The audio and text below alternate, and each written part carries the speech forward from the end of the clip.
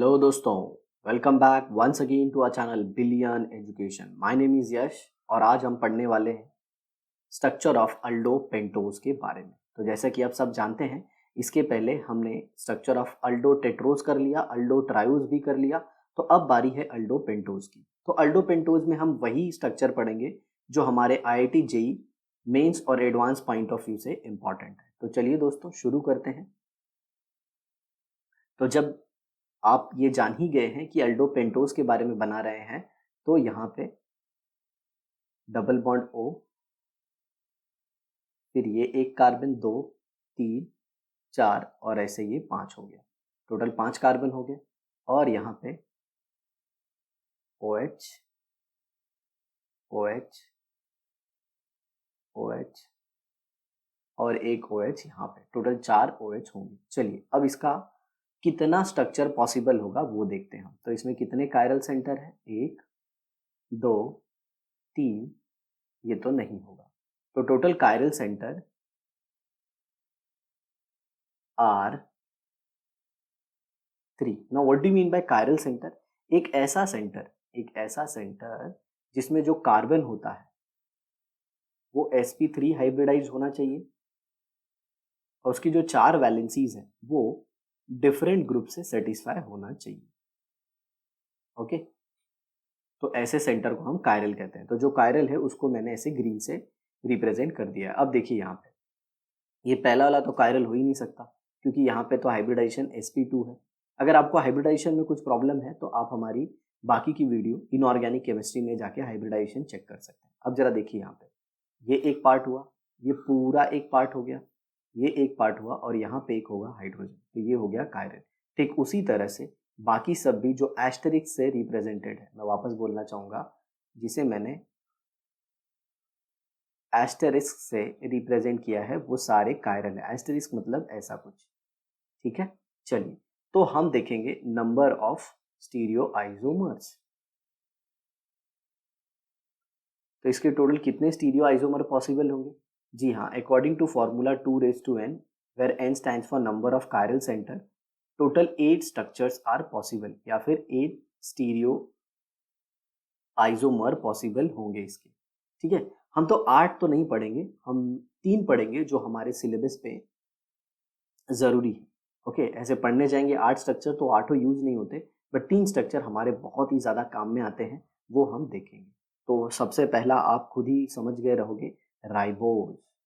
जी हाँ सर, ये तो बहुत इंपॉर्टेंट है। राइबोज तो हमें यूज होता है DNA और RNA में भी। जी हाँ, इसका साइक्लिक स्ट्रक्चर 5 मेंबर्ड रिंग, अगर आपको याद हो, डीऑक्सीराइबोज न्यूक्लिक एसिड और राइबोज न्यूक्लिक एसिड। जी हाँ, जो DNA RNA में पेंटोज शुगर यूज होता है ना, वो यही होता है। तो राइबोज का स्ट्रक्चर कैसे होता है वो मैं आपको बता देता हूँ, बट इसे मैं एक अलग पेज से स्टार्ट करता हूँ ताकि इसके जो बाकी के एपीमर हैं उनको भी हम बना सकें। तो यहाँ पे देखिए, ये वर्टिकल लाइन और ये हॉरिजॉन्टल लाइन जो कि रिप्रेजेंट करती हैं व्हाट? Fisher projection formula. और हर एक इंटरसेक्शन पॉइंट क्या रिप्रेजेंट करता है? Chiral carbon. तो यहाँ पे सबसे ऊपर वाला ग्रुप हो जाएगा अल्डिहाइडिक ग्रुप। ओके, फिर यहाँ पे हो जाएगा ये H, ये OH, ये H और ये OH और ये भी H और ये OH और ये नीचे हो जाएगा CH2OH। अब जिन लोगों को डी ग्लिसरल्डिहाइड का स्ट्रक्चर पता है तो वो अगर डी ग्लिसरल्डिहाइड से इसे कंपेयर करें तो इसका भी जो लोवेस्ट कार्बन है, लोवेस्ट कायरल, इस पे OH राइट हैंड साइड में है, तो this is also called as D ribose. इसे हम क्या कहेंगे? D ribose. ओके, अब इसके जो दूसरे स्टीरियो आइसोमर हैं उसे मैं बनाने की कोशिश करता हूँ। तो यहाँ पे देखिए, ये है H, ये है OH, यहाँ पे भी H, ये OH, ये CH2OH और यहाँ पे है no doubt C double bond OH। But यहाँ पे अब कुछ दूसरा दिखेगा आपको।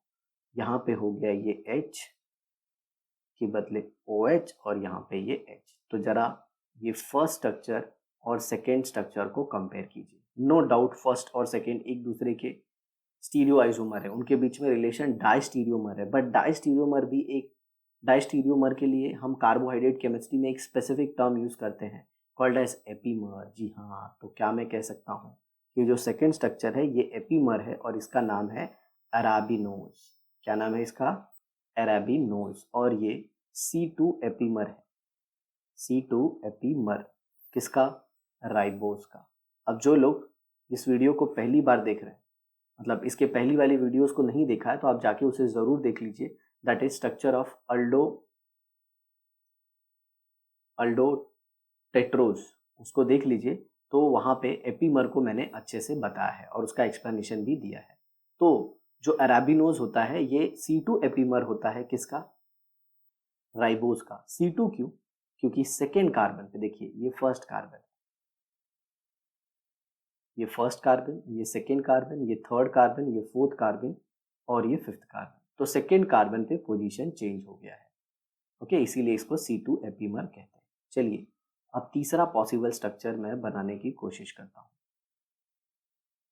तो ये हो गया CH2OH, यहाँ पे H, OH, ये भी H और ये OH, ये C डबल बॉन्ड OH और यहाँ पे अगर आप देखें तो ये हो जाएगा OH और ये H ऐसे।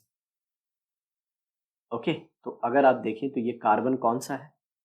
What is the number of carbon? First, second, third, fourth and this is fifth. तो ये जो कार्बन है 1 2 3, ये 3 है। तो क्या मैं कह सकता हूँ कि ये जो स्ट्रक्चर मैंने बनाया ये डी राइबोस के C3 पोजीशन से अलग है? तो जी हाँ, इसका नाम है जाइलोज। क्या नाम है इसका? Xylose. XYLOSE, XYLOSE, and it is C3 epimer of D ribose. माफी चाहूंगा, मैं ग्लूकोज लिखने जा रहा था। D ribose. ओके, तो ये है 1 2 और ये जो स्ट्रक्चर है इसका नंबर है थर्ड। ओके, तो 1 हुआ, 2 हुआ और 3 हुआ। ओके, अब यहाँ पे एक इंपॉर्टेंट चीज मैं पूछना चाहूंगा। 1 और 2 के बीच का रिलेशन तो आप जान गए हैं कि वो एपीमर है, मैंने खुद बताया है। ओके, और फिर 1 और 3 के बीच में भी आप रिलेशन जान गए हैं, वो भी आपस में एपीमर है। तो मेरा आपसे ये क्वेश्चन है कि सेकेंड एंड थर्ड में क्या रिलेशन है? सेकेंड और थर्ड में क्या रिलेशन है? आप देख रहे हैं उनमें दोनों पोजीशन वैरी कर रही है। C2 की पोजीशन भी वैरी कर रही है और C3 की भी पोजीशन वैरी कर रही है। तो क्या ये आपस में एपीमर होंगे? जी नहीं, एपीमर में सिर्फ एक कार्बन पे कॉन्फ़िगरेशन चेंज करता है। ओके, बट यहाँ पे तो दो कायरल सेंटर पे कॉन्फ़िगरेशन चेंज कर रहे हैं। तो जी हाँ, 2 और 3 को आप कह सकते हैं they are called as diastereomers. Diastereomers, ठीक है। तो यही है। आगे चल के आप देखेंगे कि यहाँ पे ये जो ऑक्सीजन है यहाँ पे अटैक करता है और समवॉट अराउंड 5 मेंबर्ड रिंग बनती है। तो कैसे 5 मेंबर्ड रिंग बनती है और यहीं पे अटैक क्यों होता है, इसका एक बेटर एक्सप्लेनेशन हम देंगे हेक्सोजेज में। ओके, अल्डो हेक्सोज, कीटो हेक्सोज में हम इसे बहुत अच्छे से एक्सप्लेन करेंगे। तो वो पार्ट आप देख लेंगे तो आपको ये बहुत ही अच्छे से समझ में आ जाएगा, ठीक है। तो आई होप दोस्तों आपको हमारी वीडियो ज़रूर पसंद आई होगी।